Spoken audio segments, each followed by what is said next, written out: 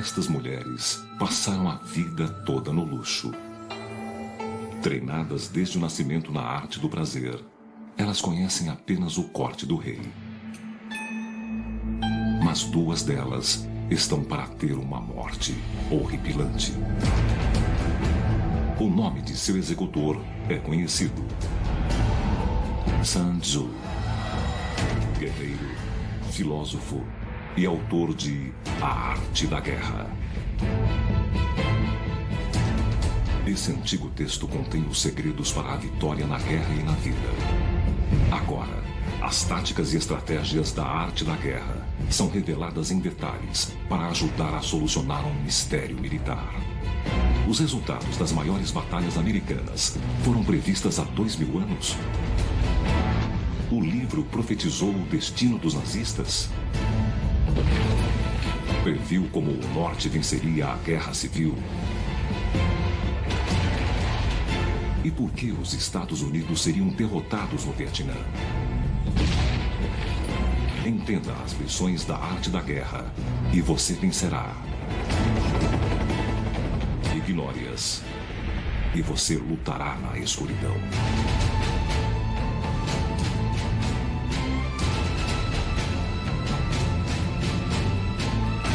A Arte da Guerra.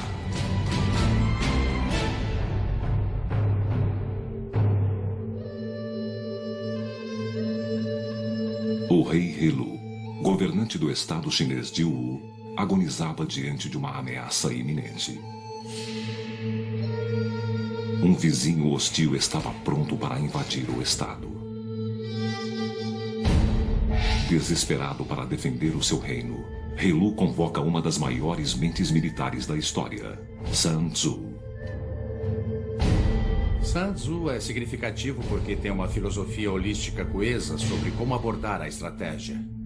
Se você ouvir Sun Tzu, se seguir os princípios dele, você será vitorioso.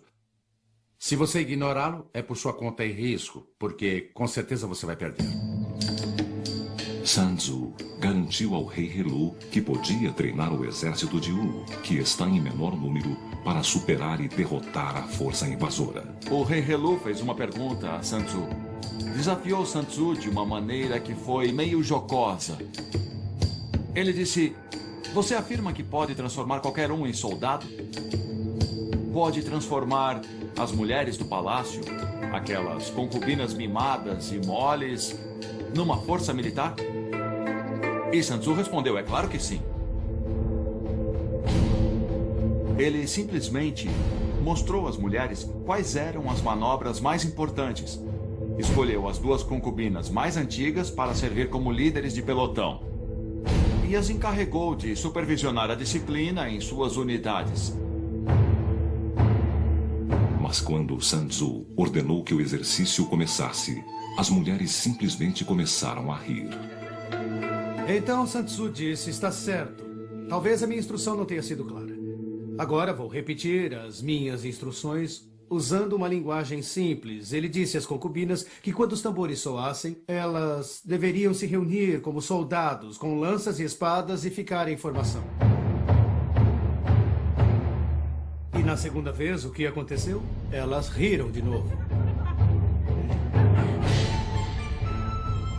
Sun Tzu disse que se as ordens não eram claras, era culpa do general que os soldados não obedeciam.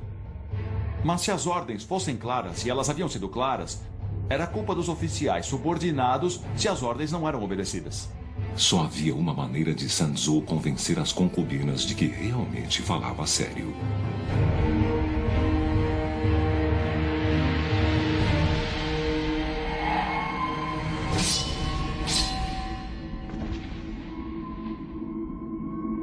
Para Sun Tzu, a guerra era uma questão de vida ou morte. Esse é o princípio básico de seus ensinamentos. E uma vez que fosse compreendido, todos, do líder até cada um dos soldados, estaria motivado para vencer. Sun Tzu nomeou 2 novos oficiais. As mulheres então seguiram as suas ordens sem hesitação. E a grande lição aprendida nesse incidente e uma realização trágica para o rei Helu é que até mesmo em um estado como Wu, que é relativamente fraco em termos numéricos, se comparado ao seu vizinho Shu, pode, apesar de tudo, produzir uma força militar disciplinada e eficaz, mas só se levar os ensinamentos de Sun Tzu ao pé da letra e implementá-los entre os militares.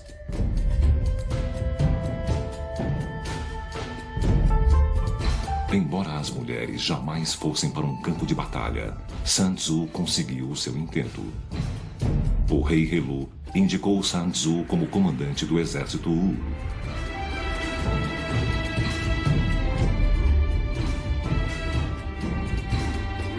Sun Tzu então deveria cumprir a sua promessa e treinar uma força de 30.000 homens para lutar contra um exército 10 vezes maior. As estratégias e táticas que ele usou nesse confronto tornaram-se a fundação de sua grande obra, A Arte da Guerra. Sun Tzu escreveu A Arte da Guerra por volta de 500 a.C. O livro foi escrito verticalmente em tiras de bambu, cada uma com 21 centímetros. Cada tira contém de 15 a 20 ideogramas chineses. As tiras então foram minuciosamente unidas umas às outras. E nos 13 capítulos de A Arte da Guerra estão os segredos para o sucesso. Se você entende a arte da guerra e os princípios contidos nele, pode prever o resultado de guerras ou batalhas. A Arte da Guerra está repleta de ideias importantes, mas 3 princípios básicos se destacam e unificam a filosofia de Sun Tzu. Sun Tzu diz: conheça o seu inimigo e conheça a si mesmo, e em 100 batalhas você nunca correrá perigo. Em A Arte da Guerra, entender o seu inimigo é crucial para a vitória. Sun Tzu diz que vencer 100 batalhas não é o auge da habilidade, mas que subjugar o inimigo sem lutar é. A luta custa vidas e dinheiro. Sun Tzu estima o general que é mais astuto e não mais forte do que o seu oponente. Sun Tzu diz: evite a força, ataque a fraqueza. No decorrer da história, exércitos se enfrentam frente a frente no campo de batalha para mostrar a sua força e coragem. Mas Sun Tzu não liga para a glória, ele só quer vencer. Embora cada um desses princípios seja importante, pense neles como filamentos de uma corda bem forte. Individualmente eles podem ser fortes, mas quando você os junta e usa holisticamente, são impossíveis de arrebentar. Por mais de 1000 anos, os escritos de Sun Tzu ficaram ocultos, disponíveis apenas a imperadores e estudiosos autorizados. Eles foram descobertos no Japão, no século VIII, e desde então, os seus ensinamentos se espalharam pelo mundo. Mais recentemente, a Arte da Guerra deu origem a centenas de livros que aplicam os seus ensinamentos aos esportes, política e negócios. Hoje o livro faz parte do currículo de muitas escolas de guerra, inclusive West Point. Mas como veremos, nem sempre os conselhos de Sun Tzu são seguidos, e isso quase sempre leva ao desastre. Acho que com o passar do tempo, se os generais tivessem dado ouvidos a Sun Tzu, provavelmente não teria havido muitas das sangrentas guerras de atrição sofridas pela humanidade.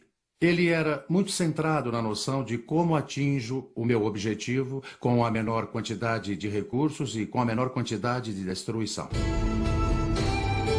Os princípios de Sun Tzu estavam para ser testados. Sun Tzu treinou o exército de Wu para se defender do poderoso estado de Shu, a oeste. No início dessa guerra entre Wu e Shu, quando Sun Tzu recebeu o comando de um exército de Wu, parecia que Shu tinha todas as vantagens. O exército de Sun Tzu tinha apenas cerca de 33.000 homens, enquanto as tropas de Shu tinham centenas de milhares de homens. E liderando os 300.000 guerreiros de Shu estava Nang Hua, um primeiro-ministro corrupto e com fome de poder.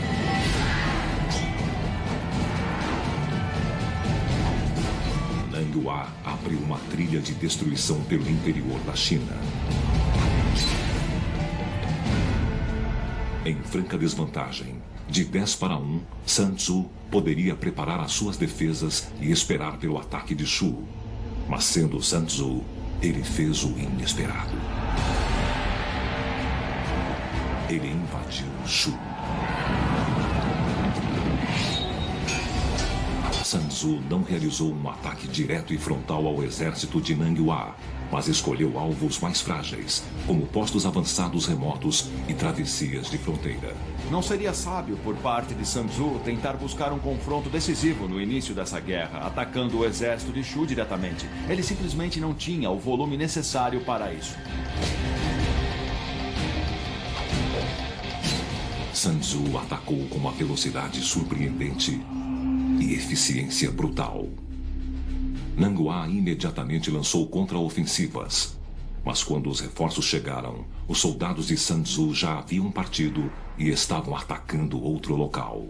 Ao obrigar Shu a manter as suas forças em movimento constante pela fronteira, ele frustrou os líderes inimigos e, ao mesmo tempo, ganhou um entendimento muito melhor da maneira como os exércitos de Shu lutavam.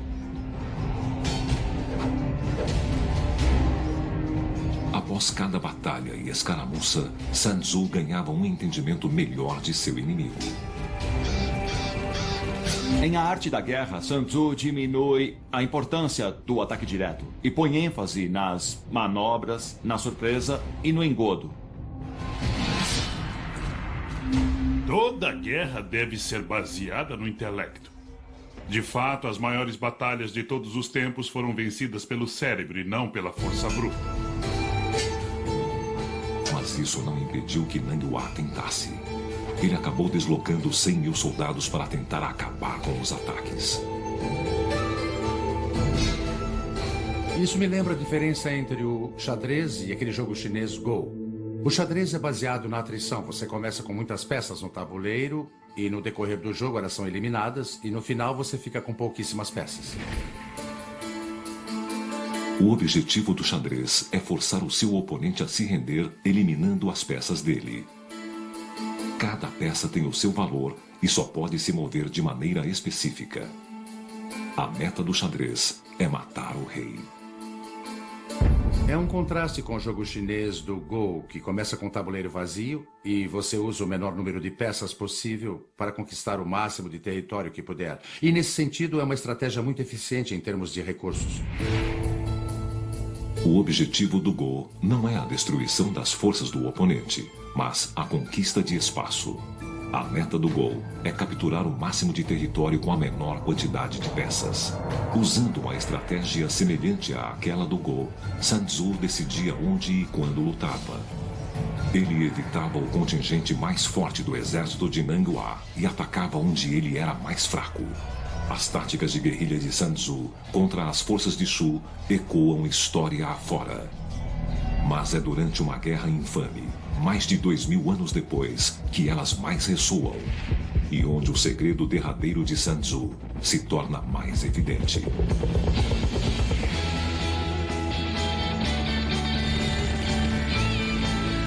Em meados dos anos 60, a maior superpotência mundial lutava contra os comunistas norte-vietnamitas em um país menor do que o estado de Montana.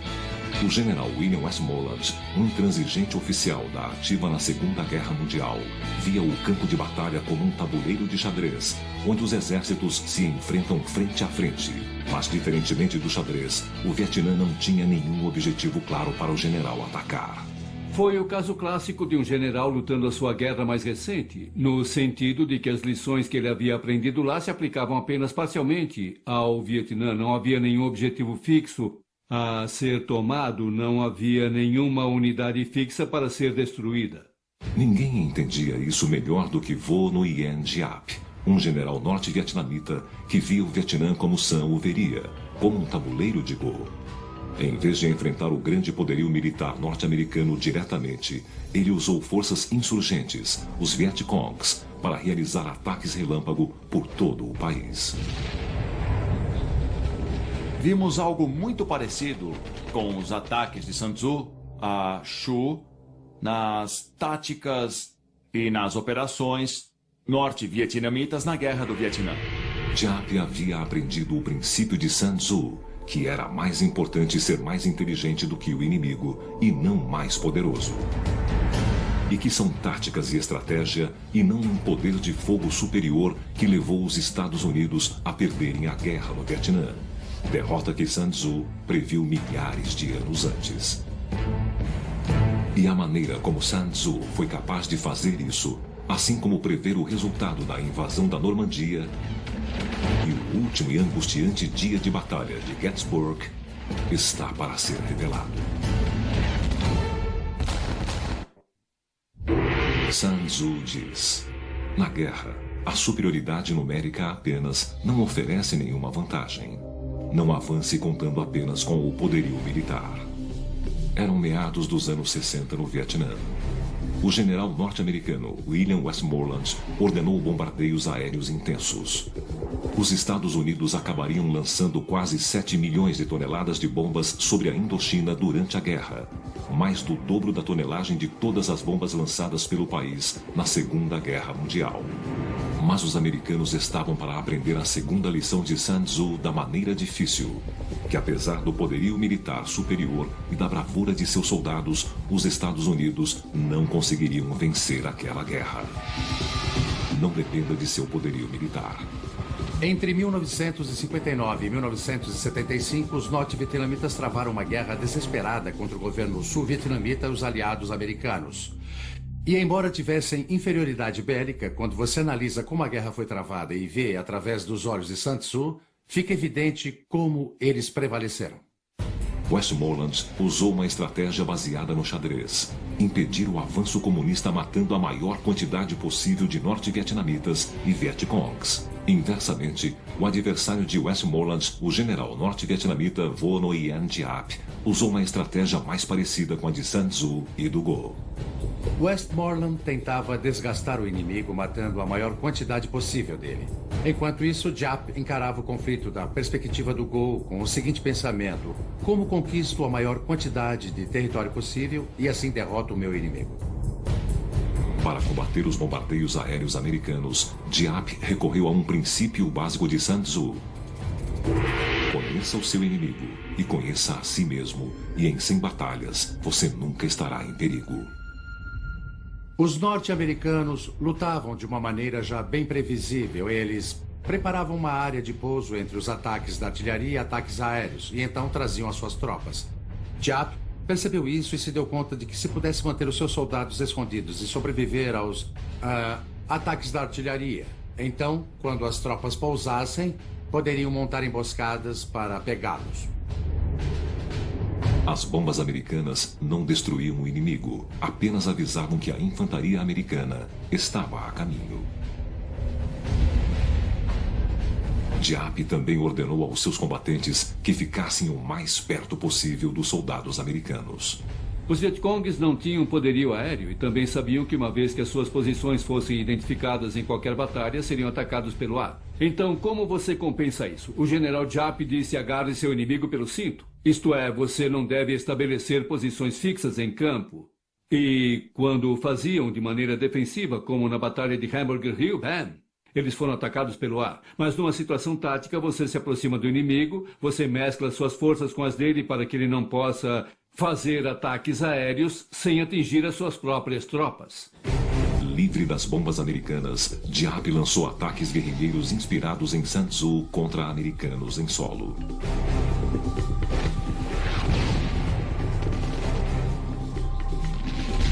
Com emboscadas, armadilhas montadas com granadas de mão e atiradores de precisão. Giap começou a fazer ataques concentrados contra os americanos.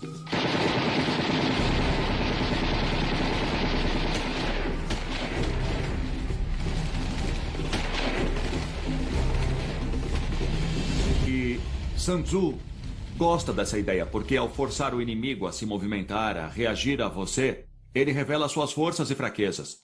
E quanto mais você sabe sobre as forças e fraquezas dele, mais pode evitar as forças e atacar e explorar as fraquezas. E a maior fraqueza dos Estados Unidos nessa guerra não era no campo de batalha. Mas nossa fraqueza não era no Vietnã. Nós nunca perdemos nada no Vietnã. Não perdemos nenhuma batalha no Vietnã. Mas perdemos na determinação do povo norte-americano em continuar com a guerra. Giap percebeu isso desde o início e sabemos que ele não tentou nos derrotar no Vietnã. Ele tentou nos derrotar nos Estados Unidos. Giap sabia que se pudesse fazer o povo norte-americano se voltar contra a guerra, poderia derrotar o poderio militar norte-americano.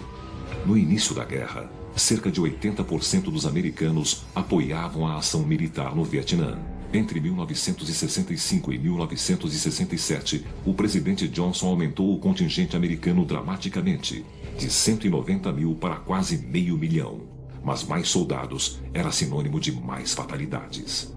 Entre 1959 e 1965, os americanos haviam perdido 2.000 homens em batalha. Mas em 1966, o número saltou para 6.000 e então em 1967 saltou para 11.000. E isso foi porque Westmoreland estava agindo com base numa estratégia de atrição. Ele queria levar a batalha até os norte-vietnamitas e tentar matar a maior quantidade possível de soldado deles. E é claro que isso levou a mais fatalidades entre os americanos. Ignorando o aumento na mortalidade e o potencial revés político, Westmoreland insistiu na estratégia do xadrez. Não se vence guerras vencendo batalhas. Esse é um conceito muito arcaico. Os romanos aprenderam isso. Eles lutaram por 40 anos na Espanha, lutaram por 30 anos na Inglaterra e ainda assim não conseguiram subjugar os insurgentes. As batalhas, guerras e operações militares não são nada mais do que meios para um fim. Meios para a realização de metas estratégicas, certo? E a propósito, essas metas frequentemente são políticas. O que acontece com os militares é, como costumávamos dizer no exército, entrou na chuva é para se molhar. Os militares têm um truque que é a guerra, e o que acontece conosco agora, na atualidade? A guerra e as batalhas se tornam um fim por si só, sem levar em consideração se levam ou não à meta estratégica derradeira, que é acabar com a motivação do inimigo. Mas não importava o quanto o campo de batalha ficasse sangrento, a motivação dos vietnamitas nunca se acabava.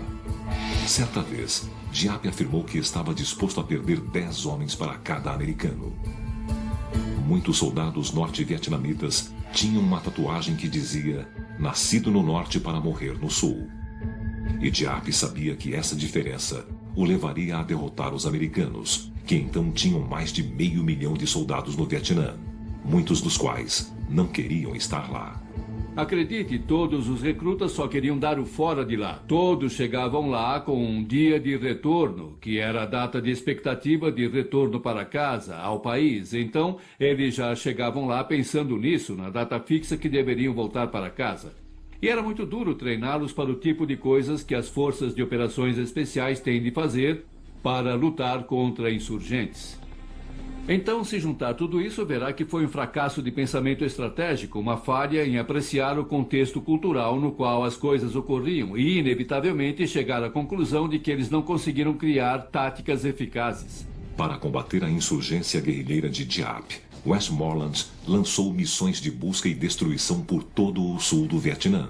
Ele acreditava que estava conseguindo eliminar os insurgentes Vietcongues de Giap. Contudo, um relatório do Pentágono, divulgado após a guerra, mostra o quanto ele estava errado. O que descobriram em mais de 80% dos casos em que as tropas americanas lutaram contra as tropas Vietcongues foi o fato de que era o inimigo que escolhia a hora e o lugar das emboscadas. Que realmente não estávamos buscando e destruindo nada. E que realmente, se o inimigo não queria lutar, ele só nos deixava tropeçando no mato. Mas quando ele queria lutar, escolhia a hora e o lugar.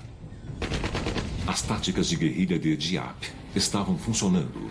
Mas, de repente, a sua estratégia, inspirada em Sun Tzu, foi contrariada por seus oficiais comandantes. Eles ordenaram que Giap planejasse uma ofensiva direta, em grande escala, contra as forças norte-americanas. Giap sabia que isso era suicídio, então ele alterou o plano. Voltando aos princípios de Sun Tzu, ele decidiu coordenar um ataque simultâneo em várias frentes, em centenas de locais diferentes pelo sul do Vietnã. A data do ataque: 31 de janeiro de 1968, o feriado do novo ano lunar vietnamita, chamado Tet. Giap tinha menos de 9 meses para planejar a sua ofensiva Tet, uma estratégia inspirada em Sun Tzu que seria um ponto de virada na guerra. Sun Tzu diz: Que os seus planos sejam impenetráveis como a noite. Depois, ataque como um raio. Durante a Guerra do Vietnã, o general norte-vietnamita Vo Nguyen Diap preparava sua ofensiva Tet em segredo absoluto. E assim como o mestre Sun Tzu, Diap depositou a sua fé em seus espiões. Sun Tzu dava muita importância aos espiões e, de fato, devotou todo um capítulo a diferentes tipos de espiões e como eles poderiam ser usados. Sun Tzu teria ficado impressionado com a rede de espiões do general Diap no Vietnã do Sul.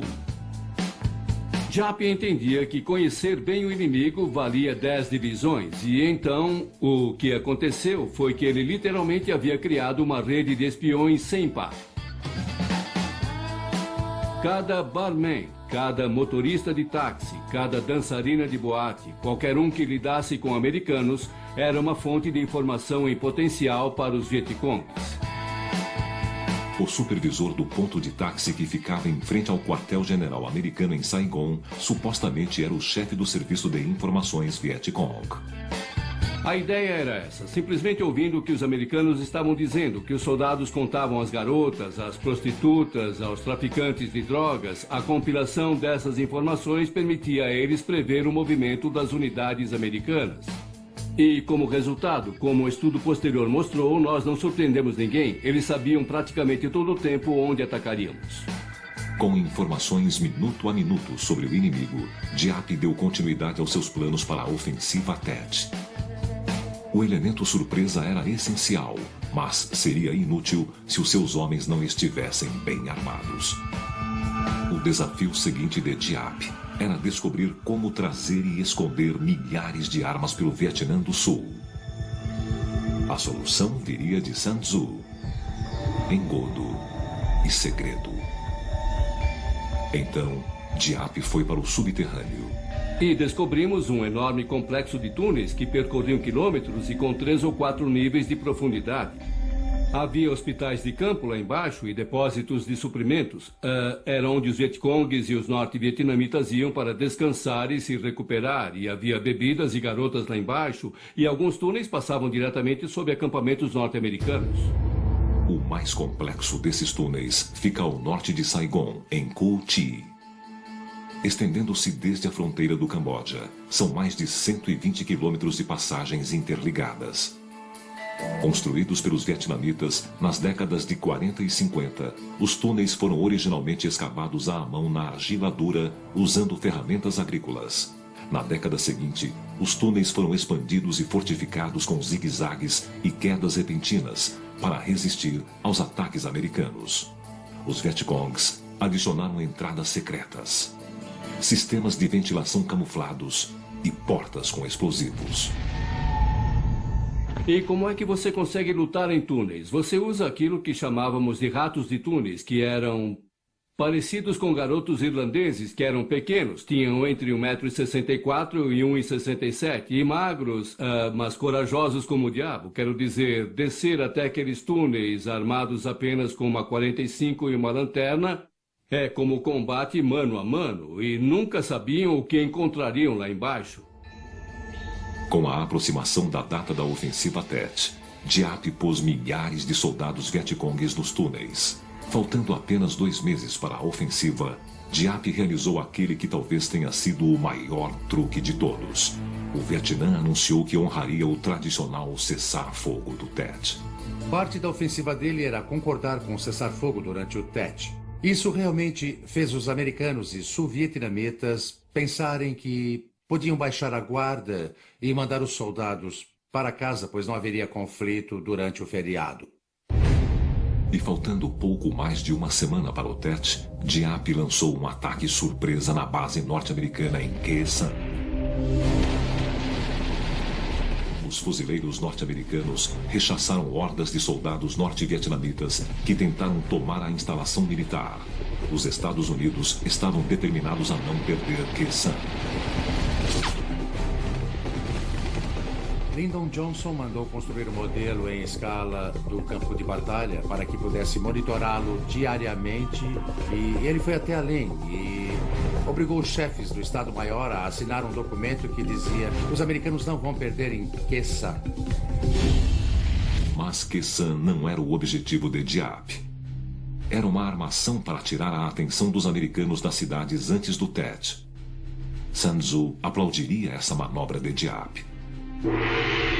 Sun Tzu diz: em batalha, use um ataque direto para combater e um ataque indireto para vencer. Segundo a arte da guerra, você sempre deve tentar enganar o seu inimigo.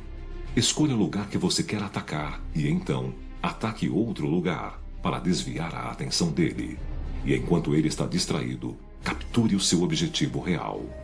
Diap havia feito o que podia para se preparar para a ofensiva Tet. Ele usou espiões, segredo e engodo. Era hora de atacar. 31 de janeiro de 1968.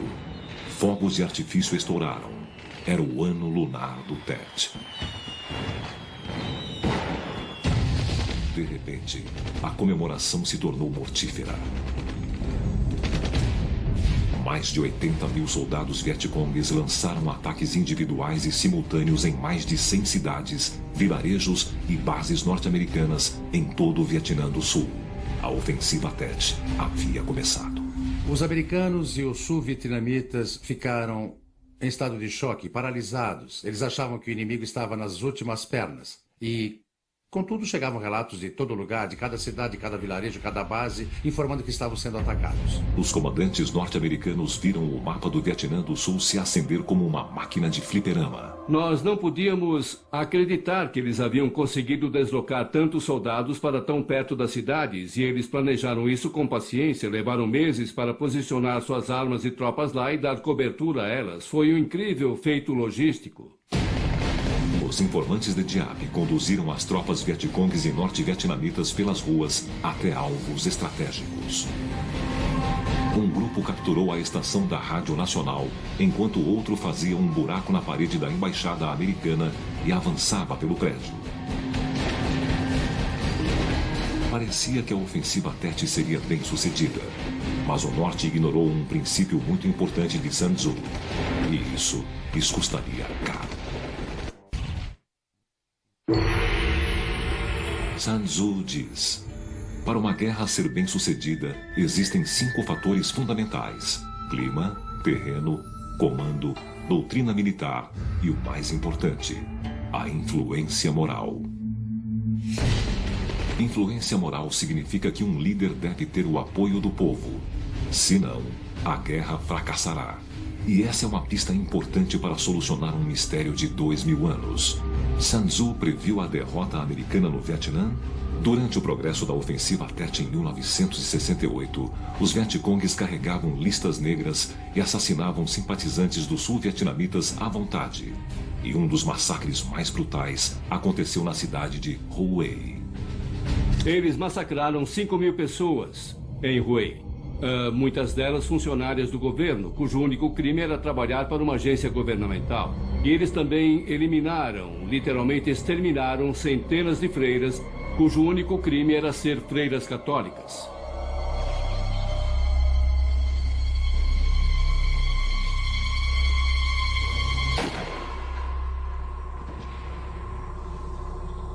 E eu acho que essa brutalidade saiu pela culatra. Muitos vietnamitas pararam para pensar: espera aí, não fazemos esse tipo de coisa. Esse não é o tipo de gente que queremos nos governando. Mas tudo aquilo foi terrível e, em minha opinião, um massacre sem sentido. Sem o apoio do povo, as pequenas unidades de Diap ficaram sem reforços. Eles ficaram sem saber o que fazer e sem nenhum meio de se comunicar uns com os outros. Então, as forças norte-americanas entraram e devastaram as fragmentadas tropas norte-vietnamitas.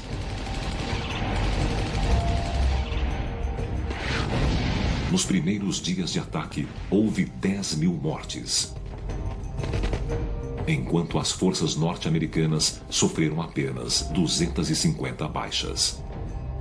Para os norte-vietnamitas, o Tet foi um desastre militar. Mas o conceito de influência moral de Sun Tzu vale para os dois lados. Quando os americanos viram as imagens da ofensiva Tet na televisão, o apoio à guerra rapidamente se dissipou.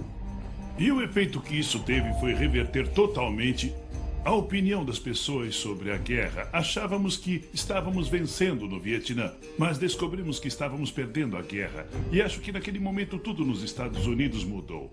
Deve manter o apoio popular. Apesar de perder a batalha, Diap estava a caminho de vencer a guerra, derrotando os Estados Unidos onde mais importava: em casa.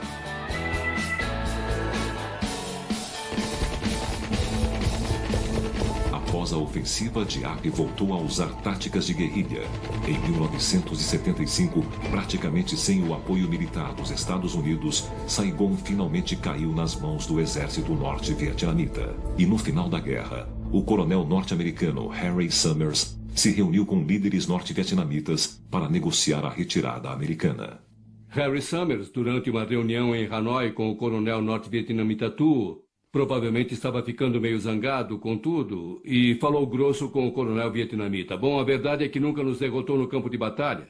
O coronel vietnamita olhou para ele e disse: bom, é verdade, e acrescentou: mas também é irrelevante. E ele tinha razão. O contexto político, que era mais importante, muito mais do que o militar, como sempre foi, no decorrer da história, foi mais uma vez para lembrar que a guerra é um meio para um fim, e que esse fim quase sempre é regido pela política e não pela vitória ou derrota militar. Essa é uma noção que o general Diap entendia bem, assim como o mestre Sun Tzu. Por volta de 500 a.C. na China, a campanha de ataques relâmpago de Sun Tzu contra o reino de Chu estava funcionando. O adversário de Sun Tzu, Nang Hua, o primeiro-ministro de Chu, ficava cada vez mais frustrado e acabou perdendo alguns aliados políticos. Nang Hua e os generais dele estavam cada vez mais frustrados com os ataques de Sun Tzu na fronteira. Os ataques constantes estavam acabando com o moral dos soldados de Chu. Os recursos do tesouro de Chu se esgotavam rapidamente. E, em alguns casos, os melhores guerreiros de Chu eram mortos ou capturados por Sun Tzu. Enfrentando esse dilema, Nang Hua foi obrigado a se voltar para os aliados de Chu para obter homens, dinheiro e suprimentos. Por todo o interior, existia a expectativa de onde Sun Tzu atacaria em seguida. Líderes na corte começaram a perder a fé em Nang Hua. E os aliados começaram a passar para o lado de Sun Tzu. Mas essa deslealdade teve um preço. Nang Hua deslocou o seu exército para destruir um aliado no norte, chamado Tsai. Quando a capital estava para ser atacada, o duque de Tsai pediu ajuda a Sun Tzu. Sun Tzu então enfrentava uma situação aparentemente sem saída. Se não fizesse nada, o seu aliado seria destruído. Se tentasse salvar o seu aliado, Nang Hua esmagaria o seu exército. Mas para Sun Tzu, a solução era simples: liderar uma pequena força de ataque na direção de Tsai como isca para afastar Nang Hua da cidade. É um princípio básico dos ensinamentos de Sun Tzu. Para fazer o seu inimigo se deslocar, atraia-o com uma isca que ele vai engolir. A ideia por trás disso é, em certo sentido, conseguir dominar as manobras ou controlar a movimentação inimiga através da sua própria manobra. Nang Hua imediatamente abandonou o cerco a Tsai e mobilizou o seu exército para interceptar Sun Tzu. Sun Tzu salvou o inimigo sem desembainhar a espada. Mas conseguiria salvar a si mesmo? Embora Sun Tzu tenha sido bem-sucedido em fazer Nang Hua abandonar o cerco a Tsai, aparentemente ele caiu numa armadilha. Estava cercado pelas forças de Nang Hua. Sun Tzu pôs seus homens num local onde não havia possibilidade de recuar. Ele os colocou num campo de morte. Sun Tzu diz: ponha os seus soldados diante da morte certa, onde não existe escapatória. Eles não fugirão nem sentirão medo. Não existe nada que não possam realizar. Sun Tzu havia estudado cada aspecto da guerra, incluindo a psicologia dos homens que enfrentavam a morte iminente. E Sun Tzu diz que quando os homens sabem que estão diante da morte, eles serão transformados, assim, da noite para o dia, em lutadores, que lutarão com tudo somente para vencer. Era exatamente onde Sun Tzu queria os seus soldados, em um campo de morte. Mas outro exército também enfrentou esse problema. Mas o que estava em jogo era o destino do mundo. 6 de junho de 1944. Na Segunda Guerra Mundial, tropas aliadas invadiram a Europa. Eles desembarcaram nas traiçoeiras praias da Normandia, na França.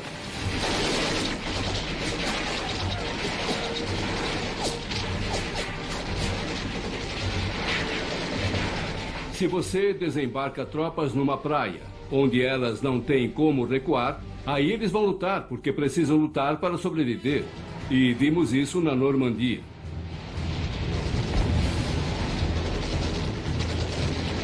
O que aqueles homens passaram foi quase inacreditável. Porque quando você vê aquelas praias e vê o que aqueles homens tiveram que enfrentar, naquele momento você sofre um verdadeiro choque. E fica-se muito orgulhoso de ser americano, pelo menos em minha opinião.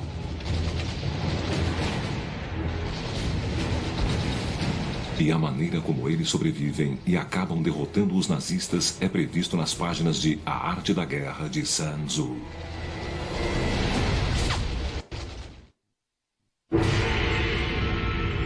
Sun Tzu diz: toda guerra é um engodo. Se você puder enganar o seu inimigo antes da batalha, você tem uma maior probabilidade de vencer. Imagine que eu tenho 10.000 soldados e você tem 1 milhão. Certo? O que eu preciso fazer para enfrentar você? Bom, eu preciso enganá-lo. Certo? Fazer você dividir as suas forças em grupos mais espalhados. O comandante supremo dos aliados, Dwight D. Eisenhower, levou esse princípio ao pé da letra enquanto se preparava para invadir a Europa na Segunda Guerra Mundial. A sua estratégia de invasão na Normandia foi uma das mais ousadas na história e está pronunciada nas páginas de A Arte da Guerra, de Sun Tzu. Em 1944, a Alemanha nazista sabia que os aliados estavam a caminho, mas não sabiam onde ou quando viriam. Está muito claro que em algum momento, para poder vencer a Segunda Guerra, os aliados teriam de invadir o continente. E a preparação para isso na Inglaterra, o único lugar possível, significava que seria em algum lugar na costa francesa. A única questão era onde. Existiam apenas 3 locais possíveis onde os aliados poderiam desembarcar: Pas-de-Calais, a península de Cherbourg ou as praias da Normandia. E o motivo disso era porque os aliados tinham certeza absoluta que só poderiam desembarcar numa praia que pudesse ser protegida pelo poderio aéreo dos caças que poderiam decolar do sul da Inglaterra. O alcance desses caças era de 650 quilômetros, portanto qualquer local de pouso teria de ser a 320 quilômetros dessas praias. Mas apesar do suporte aéreo, os aliados sabiam que uma invasão pelas praias da Europa era praticamente impossível. Para ser bem-sucedidos, eles deveriam usar uma estratégia mais parecida com o Go e menos parecida com o xadrez. Então, em vez de um ataque direto, os aliados seguiram o princípio de engodo de Sun Tzu e convenceram os alemães de que o ataque não seria na Normandia. A Normandia só é comparável ao Go graças ao fato de que usaria uma tática de engodo. E no jogo de Go, você mostra através dos movimentos quais territórios pretende tentar conquistar. E o que os aliados conseguiram fazer com o uso inteligente do engodo, além do uso da lógica militar clara, foi convencer os alemães que quando ocorresse, o ataque seria em Pas-de-Calais, quando planejavam desembarcar na Normandia. Chamou-se Operação Fortitude e foi uma das campanhas de engodo mais complexas a ser tentada. Os aliados criaram um exército falso que aparentemente estava pronto para atacar em Calais. Eles usaram tanques, aviões e caminhões infláveis para enganar o reconhecimento aéreo e fotográfico alemão. Eles deslocavam os tanques e caminhões à noite e soldados munidos de roletes Faziam as marcas dos pneus no chão para parecer que tropas realmente haviam se deslocado durante a noite. O exército fantasma precisava ser visto e ouvido. Então, soldados do exército aliado emitiram horas intermináveis de transmissões via rádio sobre a movimentação de tropas e suprimentos. Por um lado, você imaginaria que esse era um trabalho engraçado porque só mandava mensagens falsas. Mas, por outro lado, era um trabalho muito importante e se eles fossem desleixados ou não fizessem bem, acabaria com o propósito do plano de engodo. Eisenhower mostrou o seu exército falso para os alemães, mas manteve a sua força de combate real em segredo absoluto. E por várias semanas, a sua campanha de engodo foi bem sucedida. Mas, um mês antes da invasão da Normandia, no dia D, os aliados receavam que o seu segredo tivesse sido descoberto. Oficiais da contra-inteligência britânica descobriram 5 codinomes da Operação da Normandia nas palavras cruzadas de um jornal: Overlord, Neptune, Utah, Omaha e Mulberry. Agentes britânicos descobriram o criador das palavras cruzadas, um professor de 54 anos chamado Leonard Dow. E quando foi interrogado, Leonard ficou indignado e disse: "Não é permitido eu escolher as palavras que quero num jogo de palavras cruzadas?" E continuaram a pressioná-lo, mas no fim concluíram que ele dizia mesmo a verdade e que a escolha das palavras foi só uma coincidência. Passado o susto, os aliados então deveriam tratar de convencer os alemães da ameaça da invasão de Calais, e eles recorreram a um dos métodos favoritos de Sun Tzu: espiões. Sun Tzu diz: é essencial procurar os agentes inimigos que vieram espionar você e então suborná-los para que o sirvam. Em A Arte da Guerra, os agentes duplos são os espiões mais importantes. Os agentes duplos começam como os espiões que o adversário mandou para espionar você. E quando você os descobre, não os prende, nem os executa. Você os contrata. Você dá a eles recompensas generosas. Aí o que eles começam a fazer é continuar a agir como se estivessem espionando você. Mas a informação que eles dão para o seu adversário é a desinformação. Durante a Segunda Guerra Mundial, ninguém usou melhor os agentes duplos do que os britânicos. O seu programa chamava-se Double Cross, e um de seus agentes duplos mais importantes era um empreiteiro naval galês chamado Alfred Owen. Quando a guerra começou, ele foi recrutado na hora.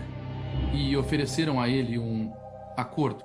Ele podia tornar-se um agente duplo para nós ou ir para a cadeia, e muitos deles eram executados.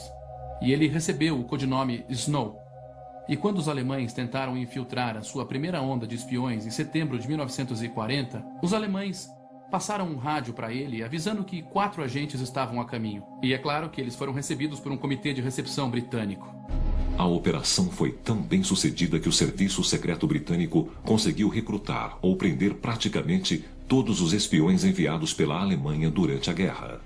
Esses agentes duplos com codinomes como Garbo, Brutus e Triciclo passaram informações falsas tão convincentes que os alemães não só acreditavam que a invasão seria em Calais, como o desembarque na Normandia era a distração. Sun Tzu diz: um general sábio alcança uma grandiosidade muito além dos homens comuns através da previsão. Sun Tzu ensinava a importância do engodo e da previsão para descobrir as intenções do inimigo. E os aliados tiveram sucesso na previsão, decifrando os códigos alemães. Durante anos, os alemães acreditavam que a sua máquina de codificação, chamada Enigma, era totalmente indecifrável. Ela era capaz de codificar uma mensagem de 150 milhões de maneiras. Mas, com a ajuda de um matemático polonês, o Serviço Secreto Britânico fez o impossível, decifrando e interceptando mensagens alemãs em uma questão de horas. O seu sistema de decodificação foi chamado de Ultra. Usando Ultra, os aliados sabiam o que os alemães estavam pensando, a sua percepção do campo de batalha e a sua visão do que estava acontecendo. Assim, eles podiam fornecer informações para os espiões alemães, reforçando essas concepções errôneas. Sun Tzu elogiaria o Ultra por sua habilidade de ler a mente do inimigo. A arte da guerra essencialmente usa a mente para travar uma guerra. Isso quer dizer que é uma batalha entre mentes. Então, para vencer o seu inimigo, você precisa ser capaz de ler a mente dele. Mas, às vezes, saber o que o seu inimigo pensa cria dilemas morais. Segundo um oficial do Serviço Secreto Britânico, no dia 14 de novembro de 1940, os britânicos decodificaram uma mensagem alemã sobre um ataque iminente na cidade inglesa de Coventry. Se Churchill tentasse proteger a cidade, os alemães saberiam que ele estava lendo as mensagens deles. Devia ter sido uma posição muito difícil para ele se encontrar e uma decisão muito difícil para ele tomar. E nesse caso em particular, ele estava de olho na vitória dos aliados a longo prazo. E ele, essencialmente, sacrificou os cidadãos de Coventry que se perderam naquela noite. Coventry foi devastada pelo ar. A destruição foi tão grande que os alemães cunharam uma nova frase, Coventryted, para descrever a destruição total de uma cidade. A história é controversa, pois não há evidências palpáveis para sustentar a afirmação de que Churchill foi avisado sobre o ataque a Coventry. Com a aproximação do dia D, através do Ultra e de sua rede de espiões, os aliados descobriram que os nazistas ainda acreditavam que a invasão viria por Calais. Ainda assim, atacar a Normandia seria difícil, pois os alemães haviam estabelecido defesas ao longo de toda a costa. Sun Tzu elogiaria a preparação dos aliados para o desembarque e a sua maestria no engodo, mas condenaria o que fizeram quando chegaram lá.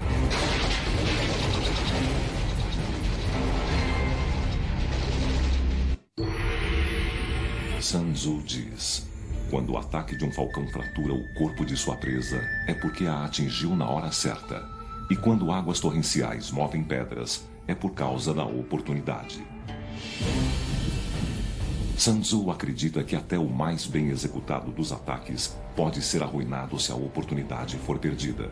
A invasão da Normandia mostra que Sun Tzu poderia ter previsto o seu resultado cerca de 2000 anos antes.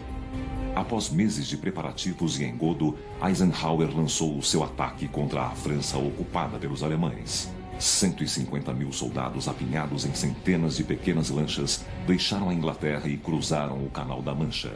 Eles desembarcariam em 5 praias diferentes na França, que receberam o codinome Juno, Sword, Gold, Utah e Omaha. Quando as lanchas se aproximaram das praias, 15.000 aeronaves e 7.000 navios realizaram um ataque coordenado nas praias. Em alguns dos locais de desembarque, os soldados aliados encontraram pouca resistência. Mas em praias como Omaha, foi o inferno na terra. Para muitos dos soldados aliados nas lanchas de desembarque, os momentos antes da abertura das portas seriam os seus últimos. Foi um caso de coragem sem par diante de um grande horror. Se você puder imaginar as lanchas de desembarque chegando à praia, quando se aproximavam da praia, os soldados nas lanchas podiam ouvir as metralhadoras disparando do lado de fora. As metralhadoras haviam sido posicionadas para o que eles chamavam de linha de coordenação final. Eles disparariam ao máximo na frente daquele barco para que, quando a porta abrisse, as balas penetrassem e matassem 2 ou 3 soldados por vez. E muitos rapazes morreram exatamente assim.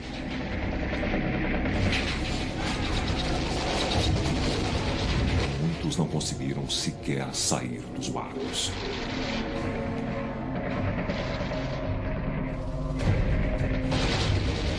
Para o soldado afortunado, o suficiente para sobreviver à rajada inicial das metralhadoras, o pesadelo só estava começando. Ele então tinha de atravessar quase 200 metros de terreno repleto de minas, com o peso adicional de equipamentos molhados e pesados. Depois, atravessar mais 100 metros de praias repletas de arame farpado. Era um equivalente a 3 campos de futebol de morte e destruição, enquanto as metralhadoras alemãs dizimavam soldados e amigos. Se você tiver chance de visitar Omaha, ela mudará a sua visão de mundo. Ela mudará toda a sua visão sobre os Estados Unidos. Fará você se dar conta do incrível heroísmo demonstrado por aqueles rapazes. Os aliados sobreviveram ao campo de morte, exatamente como Sun Tzu previu, lutando juntos, sem nunca desistir. Foi um horror sem comparação. E ainda assim eles continuaram avançando. E você imagina por quê? Como você motiva soldados a fazer isso? E talvez Sun Tzu seja de fato brilhante aqui. Você os obriga a fazer aquilo porque não existe outra alternativa senão a morte. O que você vai fazer? Largar o equipamento e voltar a nado para a Inglaterra? Não havia nenhum plano de evacuação a não ser que estivesse ferido. E não havia como se recusar a sair do barco. Então, em certo sentido, ao colocar aquela quantidade de soldados na praia, está fazendo como Sun Tzu, porque está pondo o exército numa situação em que precisa lutar ou morrer. E eles lutaram. Lutaram bem e sobreviveram. Os aliados também se beneficiaram de outro princípio de Sun Tzu, pois o líder de seu inimigo os subestimou. Sun Tzu diz: é essencial para a vitória que os generais não sejam tolhidos por seus líderes. A estrutura do comando aliado dava autoridade total ao general Eisenhower como comandante supremo de todas as forças na frente ocidental. E sob ele havia 4 comandantes. Um para a Marinha, para a Força Aérea, para o grupamento do Exército Americano e o grupamento do Exército Britânico. No mundo empresarial seria um organograma limpo com responsabilidades bem definidas. A grande vantagem de Eisenhower é que ele era capaz de trabalhar com todo tipo de pessoa e havia uma grande quantidade de primadonas em ambos os lados. Ele era capaz de trabalhar com essas pessoas e trabalhar para o bem comum. Podia-se esperar que um ditador como Hitler tivesse uma cadeia de comando ainda mais eficiente do que os aliados. Mas era exatamente o oposto. Hitler estabeleceu um sistema confuso de autoridade sobreposta. Ele queria garantir que nenhuma pessoa abaixo dele tivesse todas as informações ou todo o controle sobre as forças à sua disposição. Então, ao dividir a autoridade, Hitler garantia sua posição como único a tomar a decisão final sobre a disposição e alocação das tropas. O general von Rundstedt era o comandante em chefe para as forças ocidentais. Mas a Marinha e a Força Aérea tinham cadeias de comando diferentes que não estavam sob o seu controle e, frequentemente, não cooperavam um com o outro. A Waffen-SS, um braço militar separado que luta ao lado do exército alemão, se reportava a Himmler, e von Rundstedt tinha apenas controle indireto das divisões mecanizadas. 4 unidades de tanques estavam sob o seu comando, mas os outros 6 estavam divididos entre os grupamentos B e G do exército. Era uma confusão total. O estilo de liderança de Hitler e a estrutura de comando caótica no exército alemão transformam Hitler num adversário ideal para uma campanha do estilo de Sun Tzu. Ele interferia constantemente nas decisões de seus subordinados.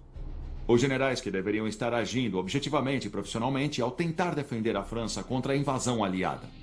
Um dos maiores erros de Hitler era a maneira como deslocava as suas preciosas divisões de tanques Panzer. Alguns generais acreditavam que os Panzers deveriam estar próximos à praia para obrigar as tropas invasoras a voltar para o mar. Outros achavam que os tanques deveriam ser mantidos na reserva para que pudessem ser usados em force, onde quer que os aliados escolhessem desembarcar. E já que nenhum dos generais tinha autoridade para decidir, a decisão recaía sobre Hitler. E, sendo Hitler, ele tomou todas as decisões erradas. Pôs uma divisão Panzer na Holanda e outra divisão Panzer na Baía de Biscay, sendo que ambas estavam totalmente fora do alcance de qualquer força invasora, e ele pôs o restante de suas divisões Panzer a alguma distância das praias. A falha de Hitler é um exemplo perfeito do motivo pelo qual Sun Tzu diz que os grandes generais devem ficar livres para conduzir a guerra, sem a interferência do líder.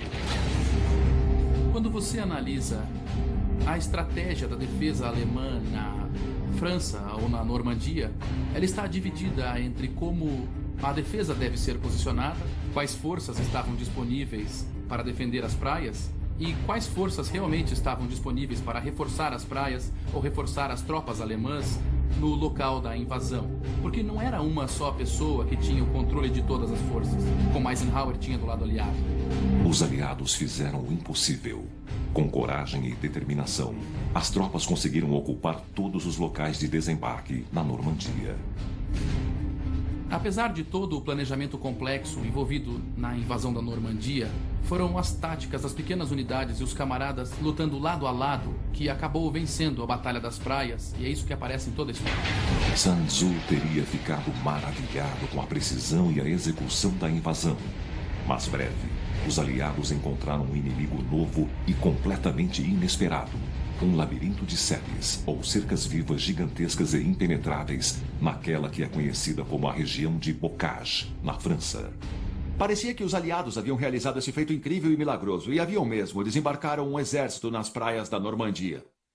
Mas então seu avanço foi impedido, na região das sebes. Eles não haviam previsto isso, apesar dos aviões de reconhecimento aéreo terem fotografado essas cercas vivas. O planejamento aliado simplesmente presumiu que eram como as sebes num quintal suburbano, e que tinham de 1,20 m a 1,5 m.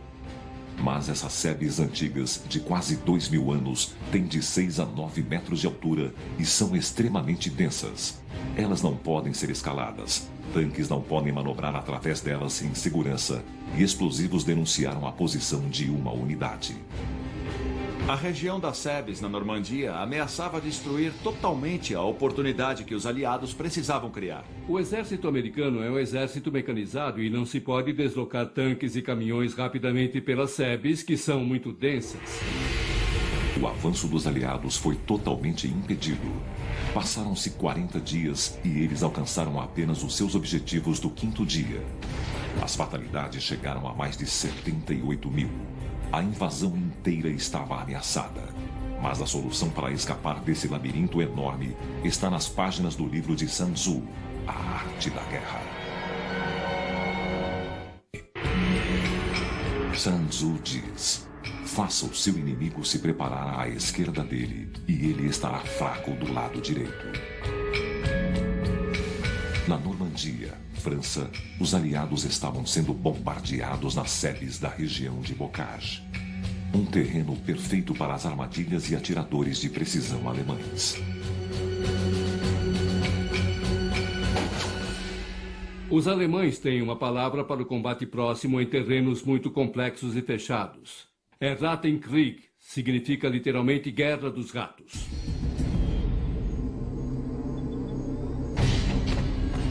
Essencialmente quer dizer que a guerra é reduzida praticamente ao combate individual. 1 ou 2 homens contra 1 ou 2 outros, porque o terreno, nesse caso as sebes, não permitem manobras. Não permitem que você use os seus avanços tecnológicos, como a artilharia, o poderio aéreo e a mobilidade dos tanques, e os ponha em uso.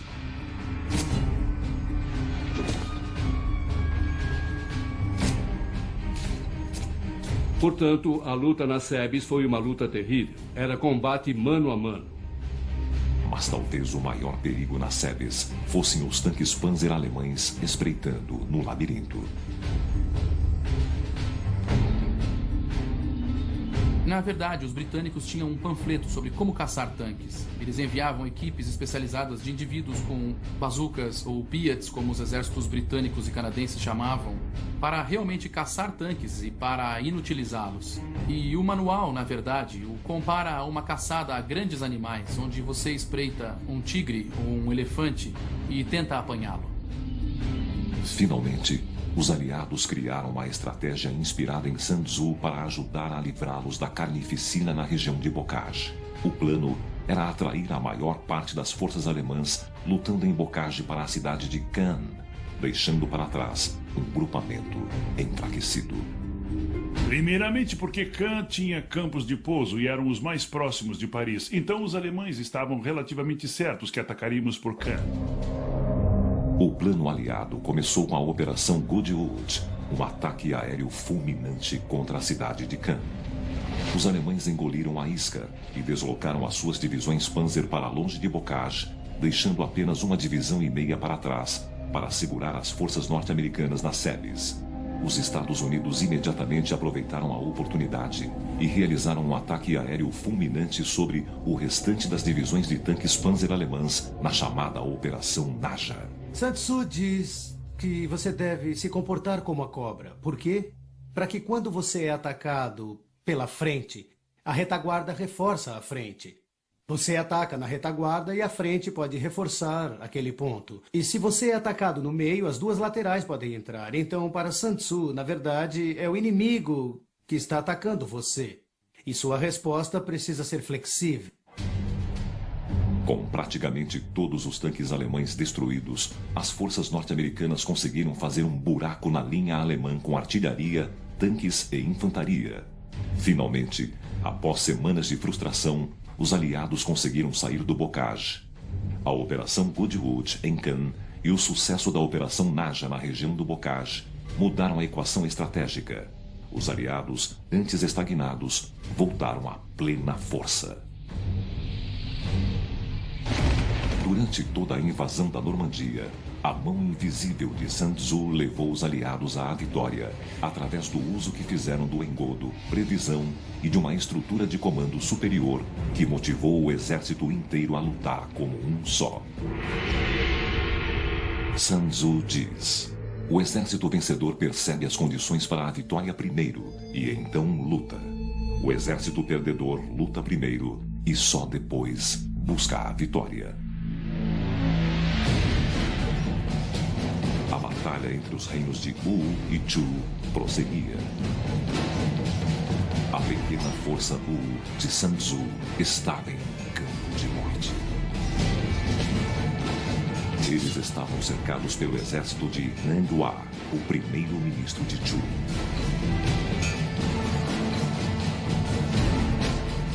Mas Sun Tzu não estava preocupado. Enquanto o exército de Nanghua atacava, a força principal de Sun Tzu partia para capturar Ying, a capital de Chu. Quando Nanghua se deu conta de que a força principal de Sun Tzu estava decidida a atacar Ying, tinha uma decisão dura a tomar. Obviamente, ele queria matar Sun Tzu, ele queria dizimar a força sob o comando de Sun Tzu. Mas enquanto não achava que a força de Wei, o grosso da força de ataque, era uma ameaça à capital Shu, ele temia que o defensor de Ying, um outro general, receberia o crédito por defender a capital contra as forças de Wu. E como resultado, ele recuou rapidamente para defender Ying. Esse seria o erro mais colossal de Nanghua durante a guerra. No decorrer da história, Nanghua, assim como outros generais, entraram em batalhas sem dispor de todas as informações de que precisavam. Milhares de anos depois, no interior da Pensilvânia, mais um general entrou em batalha sem saber o que o esperava. Foi o general confederado Robert E. Lee, que alguns consideram o maior comandante na história norte-americana. Contudo, em Gettysburg, Lee não observou a sabedoria de Sun Tzu e pagou um preço terrível. Sun Tzu diz: nação alguma já se beneficiou da guerra prolongada.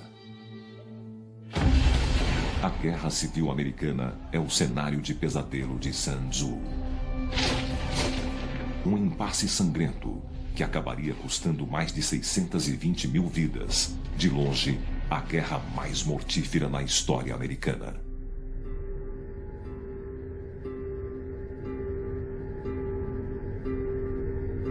Em 1863, ficou bem claro para os dois lados que aquela não seria a guerra curta que todos imaginavam. Quando, na Batalha de Manassas, as damas e cavalheiros saíram da capital em suas carruagens com cestas de piquenique para observar aquela que eles acreditavam seria a primeira e última batalha da guerra, mas então todos sabiam que a guerra seria longa. A guerra afetou todos os americanos, às vezes, de maneira inesperada. A Guerra Civil testemunhou a criação do primeiro hospital psiquiátrico nos Estados Unidos, o St. Elizabeth, na capital Washington, que ainda hoje está em operação. A guerra entre o Norte e o Sul também mudou a maneira como os americanos recebem a sua correspondência. Um agente do correio de Cleveland ficou tão perturbado ao ver as esposas e filhos ansiosos se enfileirando em sua agência dos correios que ele instituiu, pela primeira vez, a entrega domiciliar. Contudo, a maioria dos lares recebia apenas notícias de falecimento. Os urubus campeiros perceberam que quando viam um exército, cedo ou tarde haveria carne para comer. E enquanto as tropas se deslocavam, frequentemente, centenas de urubus campeiros voavam acima deles, apenas esperando pela carnificina, pelas feridas abertas, para arrancar os seus olhos e comer as suas entranhas como se fossem outra carniça qualquer. É uma cena pavorosa, mas toda guerra é assim. Às vezes é horripilante. Os hospitais de campanha da Guerra Civil eram açougues humanos, com braços e pernas empilhados. Só do lado da União foram realizadas cerca de 40 mil amputações e apenas 24 mil com o uso de anestesia.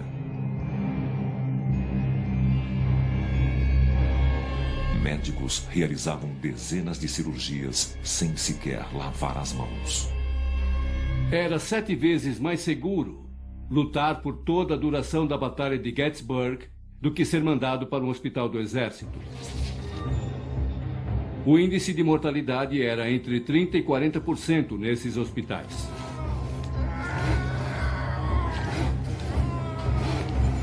Portanto, amputar um membro era apenas uma parte. Depois havia o problema da gangrena, da supuração e da infecção.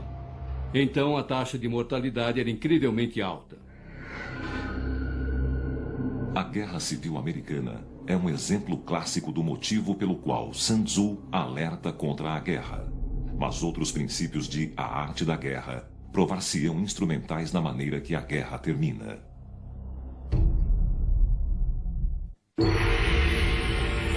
Sun Tzu diz: aqueles que sabem lutar trazem o inimigo para o campo de batalha, não são trazidos por ele.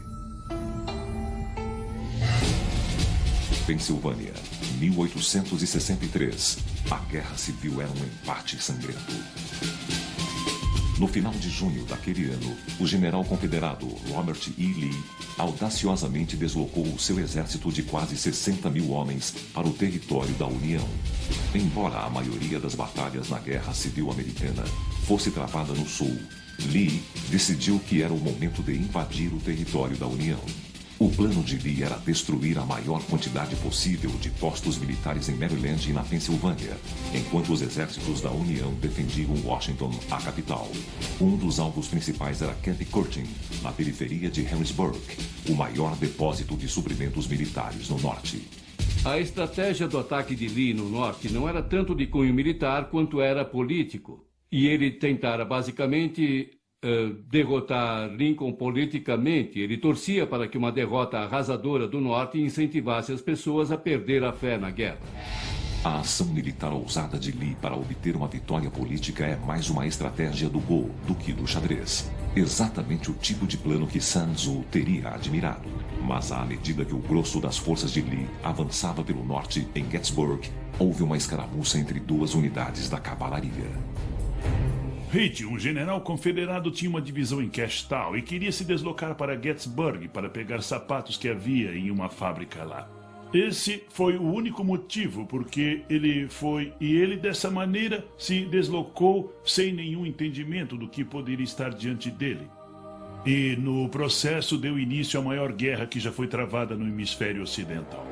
Lee ficou sabendo da escaramuça e que também uma grande força de ataque da União estava em Gettysburg. Em vez de mandar um grupo de reconhecimento da cavalaria para confirmar o relato, Lee ordenou a mobilização de todo o seu exército. Foi um erro colossal. Lee decidiu abandonar o seu plano original. Ele abriu mão do que chamamos de meta estratégica e cometeu o erro de permitir que ocorrências operacionais ditassem a estratégia. Lee ordenou que todas as suas forças convergissem em Cashtown, um vilarejo pequeno, a apenas 11 quilômetros de Gettysburg. Sun Tzu não gostaria dessa escolha, pois ninguém fora enviado para aliar a situação.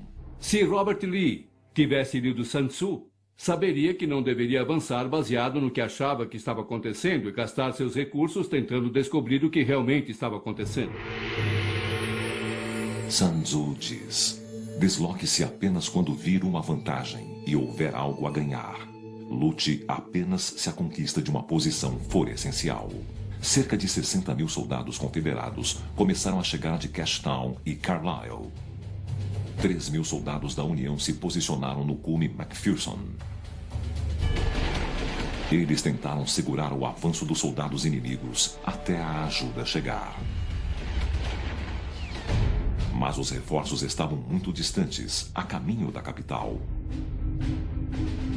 Então, os soldados da União recuaram para o sudeste em Cume Cemetery, uma cadeia montanhosa disposta na forma de anzol. O Cume Cemetery oferecia uma grande vantagem defensiva. O terreno estava tão a favor da defesa que eu acho que a qualquer segundo, qualquer tenente de West Point teria escolhido aquele local caso tivesse oportunidade. Quando o general Hancock da União chegou, declarou que era a melhor posição natural que ele havia visto. Lee imediatamente viu o perigo na posição da União. Mas, já que as tropas da União ainda estavam chegando, ele acreditava que estavam vulneráveis. Lee então deu a ordem ao general confederado Ewell, que muitos acreditavam não ser realmente uma ordem. E Lee disse a ele: ataque quando você achar praticável. Ele não ordenou que atacasse. Ewell, inexperiente em campo, não sabia o que estava acontecendo e então decidiu não atacar. Ewell decidiu que não era praticável porque os soldados dele estavam cansados e que estavam exaustos e ele queria descansar. Embora alguns critiquem Ewell por não seguir as ordens, nas palavras de Sun Tzu, a culpa foi de Lee.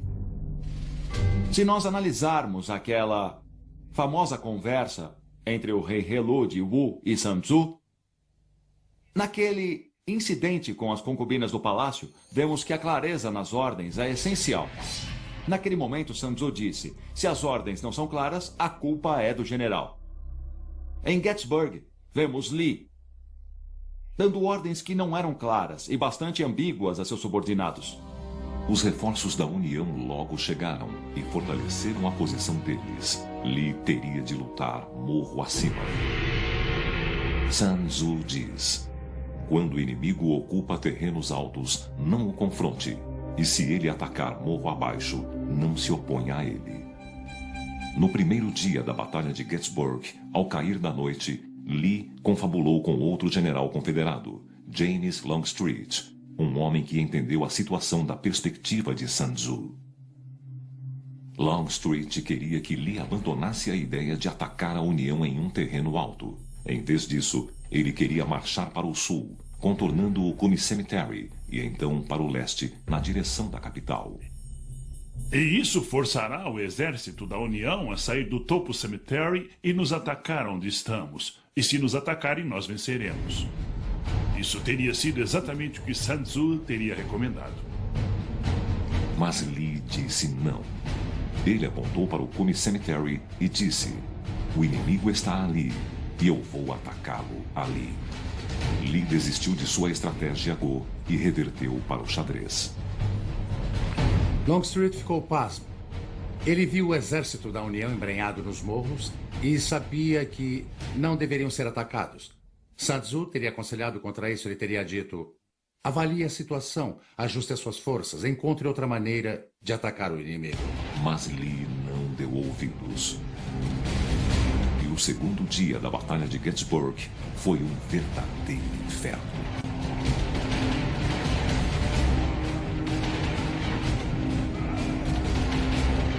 Pastagens bucólicas foram transformadas em campos de morte. Lugares como Plum Run, Beechwood Charge e Little Round Top testemunharam alguns dos combates mano a mano mais sangrentos da guerra. O mais terrível do combate mano a mano são as lembranças. E durante grande parte da guerra, você poderia puxar o gatilho e talvez ver alguém cair. Talvez, mas no geral não. Esse era um combate bem pessoal, com baionetas, coronhadas, tiros de pistola na cabeça e no rosto. E você vê isso. E isso tira um pedaço de você, e é por isso que havia fatalidades psiquiátricas. Deus sabe quantos soldados de ambos os lados se lembram daquela batalha. Todas as noites pelo resto da vida. Foi muito sangrenta mesmo. E no topo de Little Round Top estava o coronel da União Joshua Chamberlain e o 20º Regimento do Maine. Eles sobreviveram a 3 ataques confederados e estavam quase sem munição. E lá vinha o 4º ataque, e Chamberlain ordenou o uso de baionetas. Antes, todos dispararam os 2 últimos tiros, ficaram de pé, e naquele grande momento na história, ele ficou de pé, empunhando o sabre, e deu o comando que ressoa pelos ouvidos da história da infantaria americana. Sigam-me, rapazes, avante com as baionetas! E lá foram eles. As tropas da União atacaram morro abaixo. Chocados com o ataque, os soldados confederados recuaram.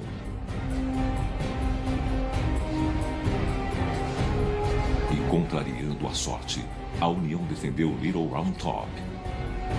O princípio de Sun Tzu, de nunca atacar um inimigo em terreno alto, se mantém. Mas isso não impediu Lee, pois ele ignoraria Sun Tzu mais uma vez e ordenaria que os seus homens atacassem morro acima mais uma vez. Sun Tzu diz: existem alguns exércitos que não devem ser enfrentados e algumas posses que não devem ser contestadas. O sol nasceu no 3º dia da Batalha de Gettysburg. Apesar dos milhares de cadáveres espalhados pelos campos, Robert E. Lee, o general confederado, estava para ordenar que seus soldados atacassem morro acima mais uma vez. Uma das coisas que você nunca deve fazer numa guerra é nunca apostar numa situação sem saída. Siga o conselho de Sun Tzu. Use um ataque para explorar uma vitória. Nunca use um ataque para se recuperar de uma derrota. E Longstreet entendia isso. O general Longstreet novamente sugeriu a Lee que deveriam dar a volta no Cuney Cemetery e ameaçar Washington, a capital, para extrair a União das terras mais altas. Longstreet entendeu que os confederados estavam numa posição terrível. Estavam em menor número, não tinham o controle do terreno mais alto, haviam sofrido baixas terríveis nos últimos 2 dias de combate e não existia nenhuma chance real de expulsar o exército da União do terreno mais alto. Mas Lee sentia que os homens dele já haviam se sacrificado demais para voltar. Lee deu a ordem para atacar. A carga da infantaria foi liderada pelo major-general George Pickett. E diz a história que Longstreet estava sentado lá. E Pickett disse: devo atacar, general. E Longstreet apenas baixou a cabeça e olhou para longe. General, devo atacar? E Longstreet novamente olhou para o outro lado. Aí ele disse: general, eu vou atacar. E mais uma vez Longstreet olhou para o lado. Ele nunca deu a ordem de atacar. Ele sabia que era suicida. No sufocante calor de julho, 12.500 soldados confederados, liderados por Pickett, fizeram uma marcha determinada, atravessando um campo aberto de quase 1,5 km de extensão. Enquanto avançavam agrupados, milhares foram derrubados pela artilharia e pelo fogo de rifles da União. Não havia onde se abrigar. Praticamente não havia distância entre as forças da União e as forças confederadas. E as forças da União foram capazes de apenas permanecer atrás dessas posições reforçadas e disparar nos confederados. E então os confederados não tinham como se defender. Mas, atestando a coragem dos homens de Pickett, eles continuaram avançando até em cima. E havia uma unidade inteira de um batalhão da Carolina do Sul que marchou direto na direção da artilharia de Rhode Island. Ela foi destruída por um disparo de canhão. A unidade inteira morreu na hora. O tiro saiu destroçando soldados, membros, cabeças, olhos. Havia sangue por todos os lados.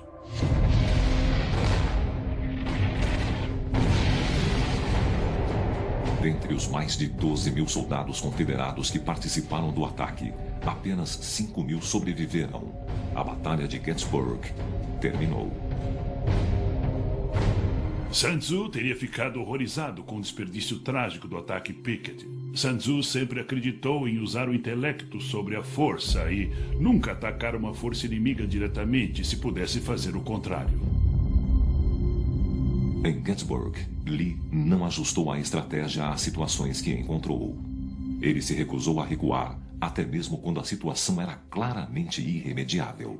E Lee tirou o chapéu, desmontou, caminhou até o campo e disse: é tudo minha culpa, rapazes, é tudo minha culpa. Tem toda razão, general, é tudo sua culpa. Ninguém em sã consciência teria ordenado isso. O senhor deveria ter ouvido Sun Tzu. No final, a sua falha em aplicar a sabedoria de Sun Tzu é um dos fatores que custou aos confederados a guerra. Sun Tzu diz: quando as tropas fogem, são insubordinadas, caem ou são derrotadas em batalha, a culpa é do general. Em A Arte da Guerra, Sun Tzu imagina o general supremo como um homem inteligente e astuto, jamais precipitado, nem arrogante. Exatamente o oposto do adversário de Sun Tzu na guerra de Wu Chu, Nanghua. Sun Tzu é totalmente contra o comportamento impulsivo, o comportamento precipitado, ou fazer o exército marchar dobrado para conquistar a vitória. Pois na mente de Sun Tzu, a vitória vem de um estudo pensado, de cálculos detalhados e muito bem preparados. Embora Nanghua tivesse um exército maior e mais poderoso, usando a inteligência, Sun Tzu mostrou que era o mestre. Nanghua correu para a sua capital, acreditando que Sun Tzu estava prestes a invadi-la. Mas o mestre jamais tivera a intenção de atacar uma cidade tão bem protegida. É um engodo para atrair Nanghua para uma armadilha, que funcionou perfeitamente. Sem aviso, mais de 20.000 guerreiros de elite de Sun Tzu cercaram as forças de Nanghua. O ataque surpresa deixou os homens de Nanghua confusos. Ocorreram então uma série de batalhas entre os grupamentos enfraquecidos de Nanghua e a principal força de ataque de Sun Tzu. Após cada batalha, Nanghua enfraquecia, Sun Tzu ficava mais forte e Shu, a capital, ficou exposta.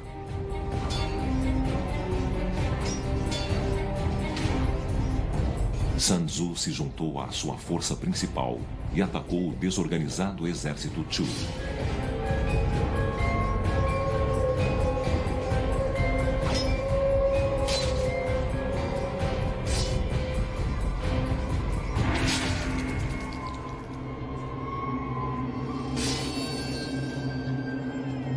E finalmente, Sun Tzu venceu a guerra. Através da preparação, engodo e ataques indiretos, Sun Tzu conseguiu conquistar uma das maiores vitórias da história. Mas, tão misteriosamente quanto chegou, Sun Tzu partiu e desapareceu. E há várias especulações sobre o desaparecimento dele. Uma teoria de que o comportamento dos líderes de Wu o chocou e o desanimou. Quando o rei de Wu entrou na capital de Shu, ficou pasmo com a sua riqueza. E então ficou ganancioso e avarento. Parece então que Sun Tzu forneceu a este rei ambicioso e potencialmente corrupto essa nova força militar que criou. Ele também viu o surgimento de brigas internas e talvez tenha sido nesse momento que Sun Tzu se aposentou dessa vida e partiu para escrever aquilo que ele viu, como as lições aprendidas no conflito entre Wu e Shu. A primeira linha no livro A Arte da Guerra diz: a guerra é uma questão de vital importância para o Estado. É uma questão de vida e morte, sobrevivência ou ruína. Sun Tzu sabia que a guerra poderia levar ao desastre. E que às vezes a melhor maneira de vencer é não lutar. Talvez este seja o segredo derradeiro de Sun Tzu. Frequentemente, nações entram em guerra sem se preocupar com o custo que essa guerra terá, não só em dinheiro, mas também em termos de sofrimento humano, não só para eles mesmos, como também para os civis e as crianças do país no qual você está lutando. Esse é o tipo de coisa que encontramos no texto de Sun Tzu, que diz que antes de ir para a guerra é melhor pensar bem e perguntar a si mesmo se os motivos pelos quais você está lutando valem a pena o custo total da guerra ou se existe outra saída.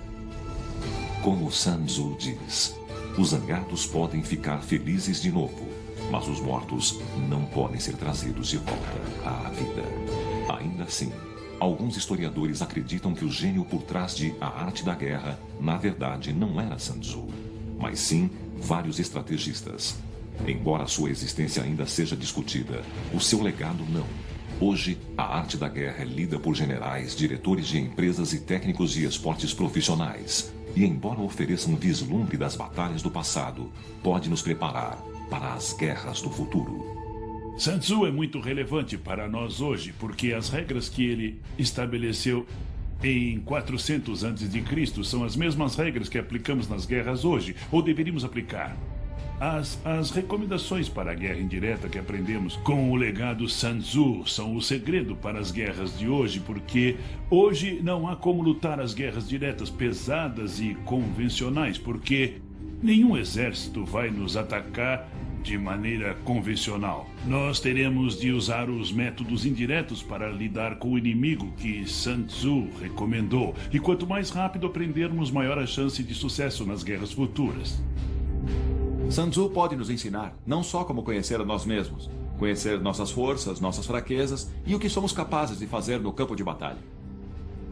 Mas também nos lembra constantemente de que é tão ou mais importante cultivar uma compreensão profunda e fundamental dos nossos adversários, para melhor atingirmos as nossas metas. E é por isso que o livro é um legado eterno. No decorrer da história, os princípios de Sun Tzu guiaram os resultados da guerra. Devemos, então, acatar a sua sabedoria ou lutar na escuridão.